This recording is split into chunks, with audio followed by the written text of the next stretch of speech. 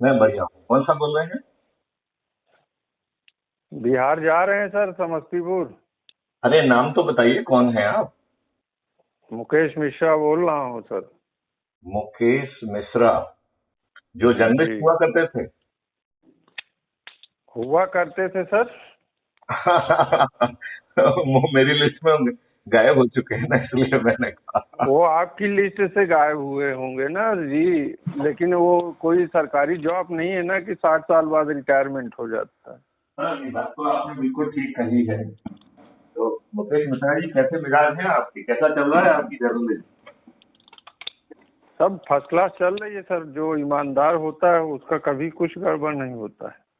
ठीक कहते हैं। देखिए, हम लोग लिमिटेड जो बिजनेस। व्यवसायी जो देखिए देखिए, व्यवसायी होते हैं उनकी मंडी ऊपर नीचे होती है सर, लेकिन जो देखो व्यवसायी नहीं होते मैं हैं आपसे वो। देखो, मैं ये कह रहा हूँ, हर किसी हम्म। को एक प्रश्न अपने आप से पूछना चाहिए। क्या वो हम्म। देश में, क्या आम व्यक्ति की जिंदगी में परिवर्तन लाने में कुछ भूमिका निभा पा रहा है? यही एक टेस्ट। बाकी रोजी रोटी हम्म। तो सभी लोग कर ही रहे हैं, इसका कौन सा बड़ा बात है ना? अपना पेट पालने के लिए तो कोई ना कुछ करता ही रहता है ना। तो अपन को ये क्वेश्चन अपने आप से जरूर पूछना चाहिए कि हम अपना पेट पाल रहे हैं या किसी लार्जर रोल में काम कर रहे हैं। क्योंकि इन दुष्ट राजनेताओं ने हम्म। पिछले 75 सालों में हम्म। इतने दुष्ट हैं कि अपने देशवासियों के ऊपर वही कानून के स्पीकर रखते खोल के रखे हैं क्या सर? हैं। स्पीकर खोल के रखे हैं क्या? मैं स्पीकर से ही बात करता हूँ, मैं अंदर बताता नहीं। आवाज गूंज रही है इसलिए। नहीं, मैं एक क्लोज प्लेस में हूँ, अभी बाहर निकलता हूँ। हम्म। मैं क्लोज प्लेस में था। हाँ, अब बाहर आ गया हूँ, बोलिए। हाँ, गूंज रही थी आवाज ना, तो वो समझ क्लोज में। क्लोज प्लेस में तो गूंजेगी ना। समझ गए अंदर से तो हमें पता चला कि आप भी जा रहे हैं। हमें भी निमंत्रण था, कुछ कारणों से नहीं मैं हम जोर से पहुंचे जा थे। रहा हूँ। मैं हाँ उन सर जी। सभी शक्तियों को जोड़ना चाहूंगा हम्म। जिन्हें अपनी पार्टी का, अपनी संस्था का नाम से की बजाय देश से प्रेम है।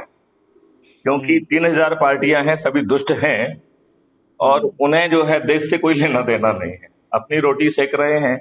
ऐसे लोग किसी का भला नहीं कर पाएंगे। अब आप जाएंगे सर तो वहाँ पे विभिन्न प्रांतों के लोग जा रहे हैं। जी। उनसे आप हमारे बारे में चर्चा करेंगे तो उनके मुख से सुनेंगे कि हम कैसे व्यक्ति हैं या व्यवसायी हैं, क्या हैं। देखो, एक चीज अपन को देखना पड़ेगी इस महाअभियान। हमारे ये कहने का मतलब सर ना कि नहीं, वो तो अपने समझ मुंह गया से हूं। ना तो कह के अगर देखो जन देखो, से। यदि आप अच्छे व्यक्ति नहीं होते तो कोरोना हम्म। काल में इतनी हम्म। सहायता से आप बिल्कुल नहीं भिड़ते। तो वो हम्म। सर्टिफिकेट, आप अच्छे हैं, वो तो आपको डे वन से ही मिल गया है। हम्म। हाँ। लेकिन मैं व्यवसायी भी नहीं हूँ सर। अपना पूरा डाटा दे सकता हूँ कि जिस लाइन में हूँ इसमें से 1 रुपया कभी भी किसी के अर्थ कमाई का जॉब नहीं बनाया मैंने इसको कभी भी। हाँ हाँ हाँ। और ना आज भी इससे कमा रहा हूँ। आज भी जिस संस्थान में फ्री सेवा दे रहा हूँ, आज भी विदाउट पैसे। मालिक का नंबर दे देता हूँ, फोन करके पूछ लीजिए बहुत कि अच्छे। बहुत मुकेश अच्छे। मिश्रा को कितना देखो रुपया दिए हो देखो आपने। मुकेश, मुझे क्या लगता है हम्म। कि इन कुछ राजनेताओं ने हम्म। शुरू से देश के साथ द्रोहित किया है। हम्म। आप इस बात को समझ रहे हैं? इन्होंने जी। बहुत अब यहीं पे एक बात होती है ना सर, आप कहते हैं इन नेताओं ने, मैं कहता हूं कि हमारे जैसे लोगों, जिस देश के जो जन लोग हैं ये धूर्त हैं, नेता धूर्त नहीं है। देखो, दोनों ही हैं। नहीं सर, देखो, यदि बात देखिए, हम एग्जाम्पल देते हैं, अन्यथा नहीं लीजिएगा। मेरा जो सोच है, मैं अपनी सोच बताता हूँ, जरूरी नहीं कि ये सही हो। हाँ नरेंद्र मोदी ने कहा कि मैं स्टेशन में चाय बेचा, हाँ हाँ और जब स्टेशन ही नहीं थी तो चाय कहाँ बेची गई, इसको पब्लिक को सोचना चाहिए ना, तब ताली बजाना चाहिए। राहुल गांधी कहते हैं कि मैं देखो, ब्राह्मण हूं, तो राहुल गांधी कहते हैं मैं ब्राह्मण हूं, तो पब्लिक को सोचना चाहिए कि एज ए मोहंडम, जिनकी माता मतलब मोहंडम इसलिए क्योंकि प्रचलित है, जबकि वो मोहंडम नहीं है, पारसी है। पारसी हिंदू धर्म की संस्कृति से उपजा हुआ एक खंड है, संप्रदाय है, और अग्नि की पूजा करते हैं, पृथ्वी की पूजा करते हैं। वो उस धर्म में भी कहीं न कहीं हिंदुओं की तरह व्यवहार है। बात आप ठीक कर रहे हैं। तो आप हम ये कहते हैं सर कि नेता नहीं गड़बड़ हैं, या आप गड़बड़ नहीं है, हम गड़बड़ नहीं है। नहीं, नेता तो गड़बड़ आप है। कुछ, हाँ, आप नेता कुछ तो बोल गड़बड़ रहे है। हैं तो हमें सोचना चाहिए, देखिए, हम कुछ बोल रहे हैं तो आपको सोचना चाहिए देखिए, कि मैं मुकेश क्या दूसरी बोल रहा बात कह रहा हूँ, नेता तो दुष्ट है ही। क्यों? क्योंकि उनकी जिम्मेवारी थी कि उन्हें सत्ता मिल रही है। अब ये बताओ, जब अंग्रेज इतने डरे हुए थे कि भागने का प्लान उन्होंने ऑलरेडी बना लिया था, और वो हम्म। प्लान बनाने वाला कोई साधारण व्यक्ति नहीं था। ये was commander in chief of the Indian arm forces, cloud Achin lake. वो कोई साधारण व्यक्ति नहीं था, ये वाज कमांडर इन चीफ। और वो जो है उसका प्लान किसी साधारण व्यक्ति के पास नहीं भेजा था। उसने उस समय के मुख्य व्यक्ति जो वाइस रॉय लॉर्ड बॉबेल थे, और उन्होंने उसको अनुमोदित किया। तो हमारे दुष्ट लोगों ने सिर्फ सत्ता के लाभ के लिए उनकी शर्तों पर सत्ता का हस्तांतरण स्वीकार किया, दुष्टतापूर्वक इस देश का विभाजन किया। 1946 की सीधे डायरेक्ट एक्शन डे का गंदा एक्सपीरियंस होने के बाद इन दुष्ट राजनेताओं को एक बार भी लज्जा नहीं आई कि इन्होंने देश के विभाजन में लोग बाग सुरक्षित पहुंचे, उसके लिए जमीन पे कुछ डिप्लॉयमेंट होना चाहिए, पॉलिसी होना चाहिए, प्रोटोकॉल होना चाहिए। उस समय तो लोग बाग राष्ट्रीयता की भावना से इतने ओतप्रोत थे कि यदि आप कॉल कर देते तो सभी विद्यार्थी, सभी फ्रीडम फाइटर्स, सभी किसान जमीन पे खड़े हो गए होते। सर थोड़ा सा इधर भी सुनिए, मैं ये सोचता हूँ कि अंग्रेज को छोड़िए, हमारी संस्कृति में नहीं, यहाँ देखो, अंग्रेजों से कोई लेना देना नहीं है। बात ये है कि हमारे दुष्ट राजनेता कितने स्वार्थी थे कि उन्होंने अपनी पब्लिक को धोखे में रखा। जब जो है देश के विभाजन का मसौदा वर्किंग कमेटी में गए ही नहीं है। यह मसौदा शिमला में साइन हुआ, और ये साइन जो है एडमिना माउंटबेटन इनको लेके गई, और उस समय जो है ना अकेले नेहरू जी वहां थे। उनसे कहा गया कि भैया ये देश का विभाजन का है, इसको साइन करो। तो नेहरू जी उखड़ गए, बोले भाई मैंने तो इसको वर्किंग कमेटी में अभी तक इस पे चर्चा नहीं हुई है, और मैं नेहरू पे नहीं बात कर सकते सर। एक मिनट, मैं इसे साइन करने के लिए अधिकृत नहीं। तो उनके सामने कुछ आपत्तिजनक फोटो फेंक दिए गए कि देखो इन्हें कल छप जाएंगे, तुम्हारा भविष्य खत्म हो जाएगा। तब माननीय जवाहरलाल नेहरू परम पूज्य प्रथम प्रधानमंत्री जी के द्वारा उस पर बिना सोचे सिग्नेचर कर दिए। तो ये रही होगी भीष्म पितामह की तरह मजबूरी। मैं तो ये मानता हूँ कि भीष्म पितामह की तरह मजबूरी रही होगी, क्योंकि सर्वशक्तिमान। हाँ, दुष्ट के साथ, देश के साथ दुष्टता करना मजबूरी है। एक मिनट, कितनी मजबूरी है दुष्ट के साथ दुष्टता करना? कितनी मजबूरी है? यार देखो मुकेश, मुझे बात कहने दिया करो, क्योंकि वो लॉजिकल देखो, यही बात होती ना सर, आप एक दूसरे की देखिए, मैं जो बात कह रहा हूँ उसको लॉजिकल पहुंचने दो। ये मुकेश मिश्रा के कंजम्पशन के लिए नहीं है, ये दुनिया के कंजम्पशन के लिए है। नहीं फोन किए हैं, मैं बात हमारी आपकी इस पे नहीं होनी चाहिए। बात इसलिए आज फोन किए हैं कि सर कैसा चल रहा है, चल रहा है करते हैं। हमारा क्या चल रहा है, ये तो रोज पब्लिश हो रहा है क्राइम फ्री भारत पे, यदि आप उसे देख रहे हैं तो हम क्या उसके लिए फोन किए हैं। बाकी नेता नहीं, हर भारतीय को अब देश बदलने की बात करना चाहिए। इन दुष्ट राजनेताओं ने पहले चुनाव में किनको टिकट दी? समय पे एक मिनट, समय वाले देखो, जस्टिफाई मत करो। इन्होंने आपके ऊपर गुलामों के नियम कानून क्यों थोप दिए? 75 सालों में इनके जेहन में एक बार भी सवाल नहीं उठा। जब जो है पिछले वर्ष 15 अगस्त 2022 को माननीय नरेंद्र मोदी जी ने कहा कि गुलामी के हर क्यों जाते हैं, जब हमारी संस्कृति में ही थोपा शुरू से ही थोपते चले आ रहे समाज के शासक। देखिए, जो भी रहा उसने थोपा है। तो ये इन्हें अच्छी बातें सोचना चाहिए ना, अपना चिंतन थोपना चाहिए। गुलामों के नियम कानून जो है, ये कह रहा हूँ, ये अपना चिंतन थोपते ना। गुलामों के नियम कानून क्यों थोपे हुए हैं? सम्राट विजय ने बौद्ध धर्म को समाज में थोप करके हिंदू संस्कृति को कहीं न कहीं कमजोर करने का काम किया था। वो मैं ये कह रहा हूँ, उस व्यक्ति ने अपना चिंतन थोपा था। हमारे दुष्ट अंग्रेजों ने, इन्होंने नेताओं ने अंग्रेजों के नियम कानून थोपे हुए हैं।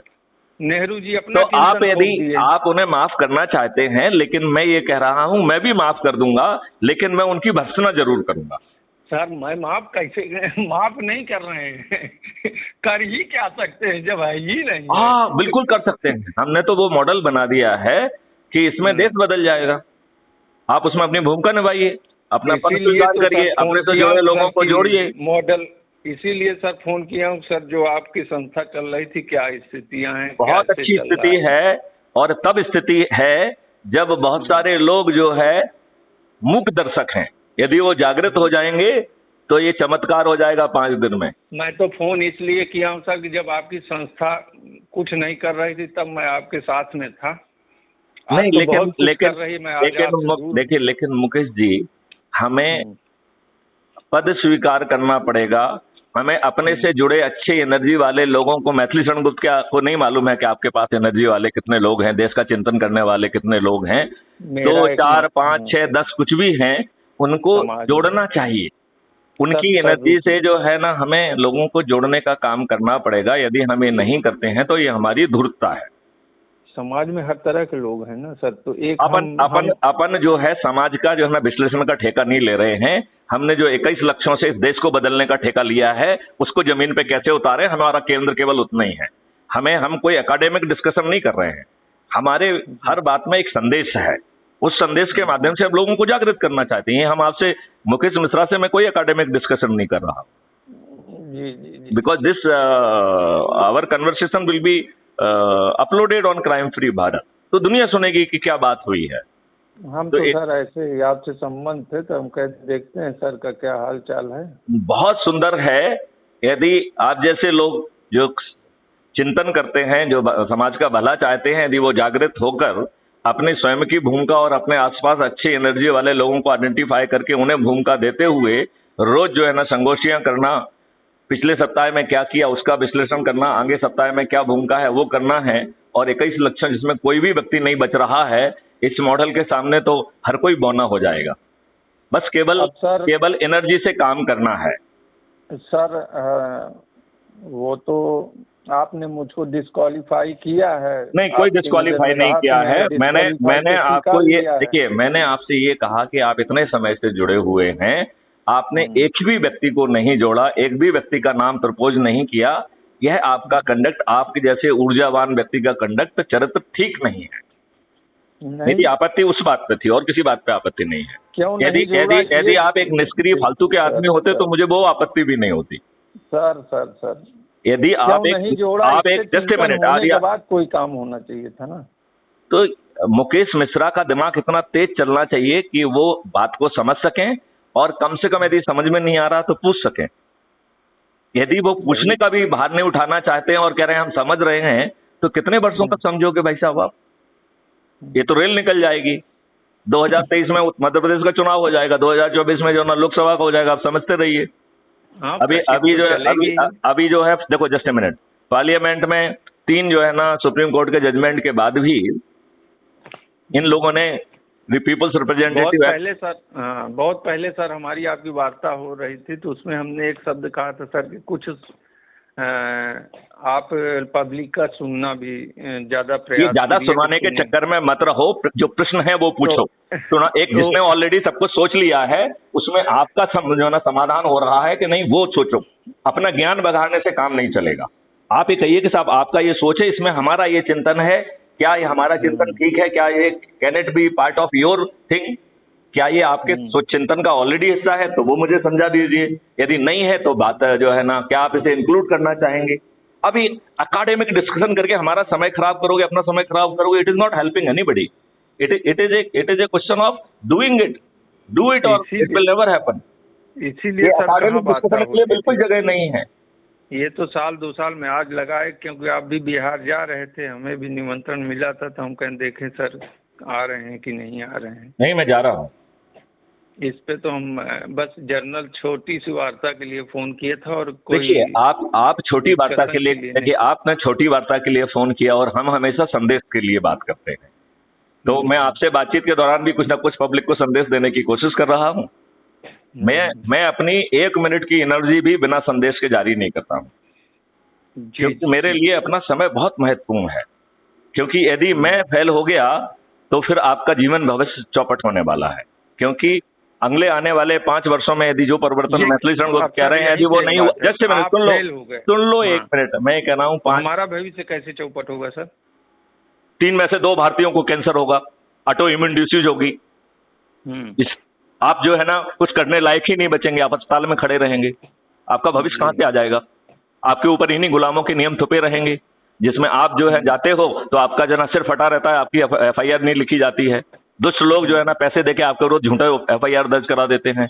यदि आपने बामुशक्कत FIR दर्ज कर दी तो आपके कहने पे जो है ना गिरफ्तारी नहीं होगी, आपके कहने पे जो है ना चालान पेश नहीं होगा, आपको हर जगह पे संघर्ष करना पड़ेगा, और जो दुष्ट पैसा देके जो है ना FIR दर्ज कराएगा उसमें 1 घंटे के अंदर आपको गिरफ्तार करने पुलिस पहुंच जाएगी, और यदि आप नहीं मिलेंगे तो आपके पूरे घर वालों को जो है ना थाने बिठा देगी। अब हमारी सोच है थोड़ी सी एक लाइन की है सर। बताइए। ये जितना आपने अभी बताया है ये तब हटेगा इस देश से जब जितनी भी पार्टियां आज की डेट पे, अरे पार्टियों को भाड़ में जाना जाए, पार्टियां कौन होती हैं? नहीं, पार्टी छोड़िए, नेता हैं ये, मैं ये कह रहा हूँ पार्टी और नेता को मार्जिनलाइज कर दीजिए, क्योंकि वो अपने लाभ के लिए पार्टी बनाए हैं। वो तो है ना, 1 मिनट, तो उनको नजरअंदाज कर दो ना, जिनके वो ठेकेदारी कर रहे हैं, नहीं उनके जो उनकी वो ठेकेदारी कर रहे हैं उनके तक पहुंच के उनको अपने पसात कर लो, क्योंकि जिनका भविष्य बदल रहे हो, इन्हें तो अपना भविष्य बदलवाना नहीं है, इन्होंने तो अपने आप को पार्टी अध्यक्ष लिख लिया है, एक जो है ना सीट जीतते नहीं है, तो इनका तो कोई भविष्य है नहीं, इनका देश से कोई लेना देना नहीं है। जितनी मेरी सर्किल है मैं इनकी चिंता कहाँ करता हूँ, इनके बारे में न लिखता हूँ, न इनके बारे में बोलता हूँ, न इनके बारे में मैं तो बड़ी सिंपल सी बात कह रहा हूँ कि इस अमले में यदि कोई अपने पार्टी अपने पद से हटकर परिवर्तित देश चाहता है तो मैथिली शरण गुप्त के साथ खड़ा हो जाए। यदि आप मेहनत करोगे, नंबर 1 पे आ गए तो मुख्यमंत्री भी बन जाओगे, तो आपने पार्टी क्यों खोली है? मुख्यमंत्री बनने के लिए ना, तो बन जाओगे, इसमें करो मेहनत जी। इसमें मुख्यमंत्री मैथिली शरण गुप्त थोड़ी बन रहे हैं, मैं जो नंबर 1 पे आएगा वो बनेगा, प्रधानमंत्री मैथिली शरण गुप्त थोड़ी बन रहे हैं, जो नंबर 1 पे आएगा वो बनेगा, तो इससे ज्यादा आपको कहाँ मौका मिल रहा है? इसमें तो विधायक भी मैथिली शरण गुप्त नहीं चुन रहे हैं, जो लोगों की जोड़ने की रेस जो लोगों की रेस में जोड़ने में सबसे ऊपर निकलेगा उन लोगों को जो है टिकट दिया जाएगा। तो टिकट लेना भी आपके हाथ में है, चंद्रगुप्त बनना भी आपके हाथ में है, मुख्यमंत्री बनना भी आपके हाथ में है, उप मुख्यमंत्री बनना आपके हाथ में है, मंत्री बनना भी आपके हाथ में है, कंट्रीब्यूट करना भी हाथ में है। लेकिन यदि आपको इन सब से कोई लेना देना नहीं है और 21 लक्षों से कोई लेना देना नहीं है तो भाई साहब अपना समय खराब मत करो, मेरा समय भी खराब मत करो।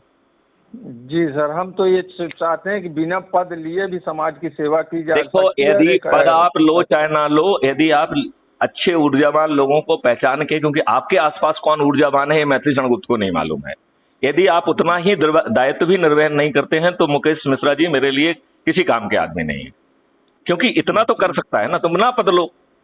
हम तो कह रहे हैं कि जब एक मिनट यदि आपको नंबर 1 पे आ गए, मुख्यमंत्री बनने का आपको मौका मिल रहा है, आपको लगता है मुझे नहीं बनना है, अस्वीकार कर दीजिए, नंबर 2 वाले को मिल जाएगा।